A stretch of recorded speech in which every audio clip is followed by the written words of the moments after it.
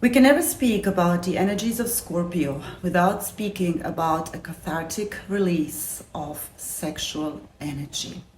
Pretty much everyone that I speak to these days is feeling the intense, crazy, confusing, but also emotionally highly charged energies that are playing out in our lives and for everyone in different areas. On May the 6th or 5th, depending on where we are in this world, there is a full moon lunar eclipse in Scorpio taking place. And that eclipse is a culmination point, an ending of a cycle that began at the last lunar eclipse in Scorpio in October last year. Now, what do these energies represent for us right now? Why is it related to our sexual energy, and what has sexual energy to do with our emotional, spiritual and mental well-being? Eclipses are considered the most karmic points of destiny in our lives, and we all have a personal one, a group destiny, which is also referred to as the generational destiny, and a collective destiny. Now, with a major celestial event such as this eclipse in the South Node in Scorpio, we are so blessed to experience all three of them at once. Yoo-hoo! Scorpio in astrology rules the 8th house. Now, the 8th house represents and stands for the area of our life where we experience death and rebirth cycles, deep transformation on a subconscious level, because it's one of the psychological houses as well. The 8th house stores sexual energy, our sexual experiences, trauma. Tantra is part of the 8th house, and of course the Kundalini. The 8th house and Scorpio are both ruled by Pluto, and Pluto is the planet that is in charge of the evolution of our soul. That's why whenever something happens in Scorpio, automatically there is a big shift, release, and cathartic change taking place in our own sexual life force energy. In our physical body, Scorpio rules our entire reproductive and blood system. And of course, our genitals fall into that. So pretty much every area within us that is in charge of life and creation.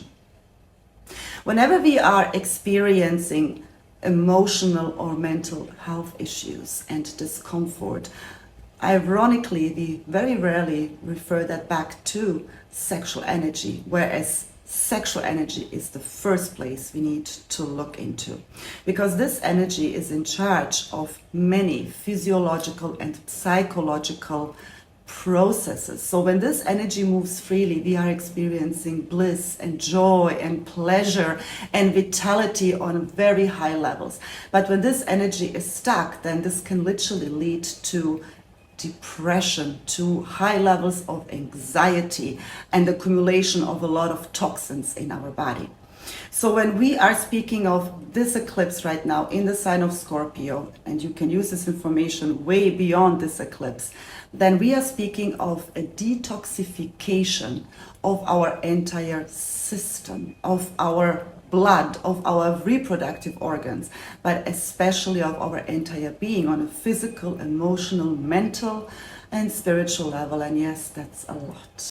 Another major reason why these energies right now are feeling so cathartic, and have been for a while, is because the Scorpio eclipse is taking place in the South Node.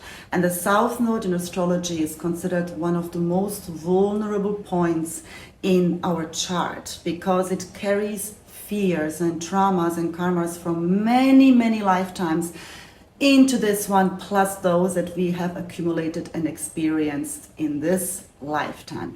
It also represents our biggest insecurities and fears. So what is coming up right now in this huge purification, detoxification and purging process are all the accumulated fears and emotions that we haven't worked through in different areas in our lives.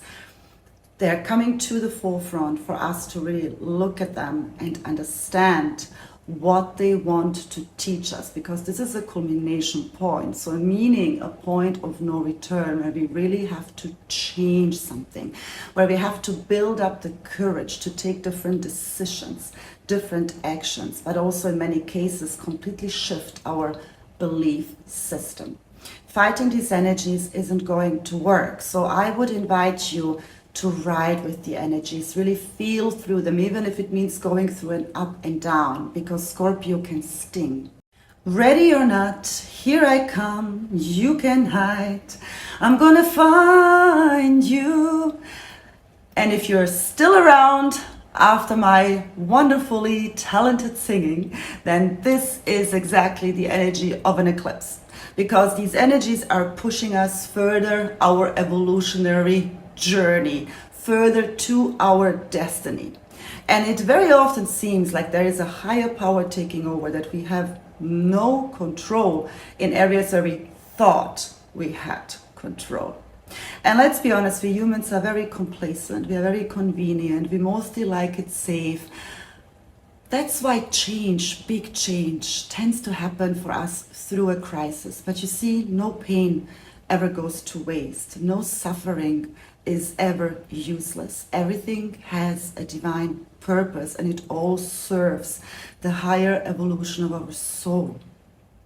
So here I would like to share with you a few tips that you can really do to move and shake up the stagnant energy and all of those emotions and feelings that are coming up and you might have a hard time to deal with. First thing is movement. Dance. As a woman, do womb practices. Go out there, do any kind of exercise and sport that feels good for you. What I love doing, other than my womb and my dancing and my tantric breathwork, is qigong.